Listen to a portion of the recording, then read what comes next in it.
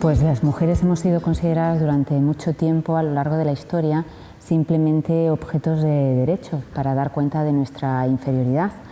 Fue gracias a las luchas feministas cuando se nos consideró como sujetos de derechos, dotados de los mismos derechos que los hombres, pero todavía queda mucho camino por recorrer. El mero blindaje de la igualdad formal no nos lleva sin más a la igualdad real. Pues queda mucho, porque una de las consecuencias más abrumadoras que ponen de manifiesto la tremenda discriminación de las mujeres, no solamente aquí en España, sino en los 5 continentes, es la violencia que sufrimos las mujeres. Cuando la violencia se erradique, podremos considerar que hemos alcanzado la igualdad real.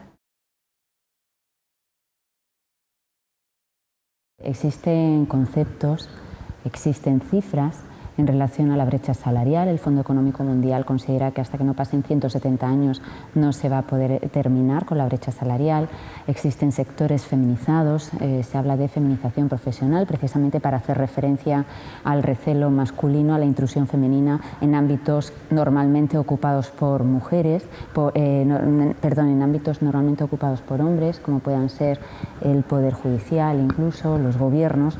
También lo encontramos en la esclavitud, en la trata de seres humanos con fines de explotación sexual, delito del que somos mayoritariamente las víctimas y por ello se cataloga como un supuesto de violencia de género en los términos del Convenio de Estambul. Encontramos también otros supuestos como la prohibición del aborto en muchos países del mundo, la utilización del cuerpo de las mujeres a través de la prostitución, a través de los vientres de alquiler como una forma de mercantilizar con nuestro cuerpo y una forma además también de legalizar la venta de bebés. Son manifestaciones que se dan a lo largo y ancho del mundo, a lo que se tienen que añadir también otros que no hacen referencia a la violencia estrictamente, pero sí a otros tipos de violencia, como es en materia de educación, puesto que existen 479 millones de mujeres en el mundo que no tienen acceso a la educación y eso lógicamente les va a mermar el acceso a otros derechos, como el derecho a acceso a la justicia.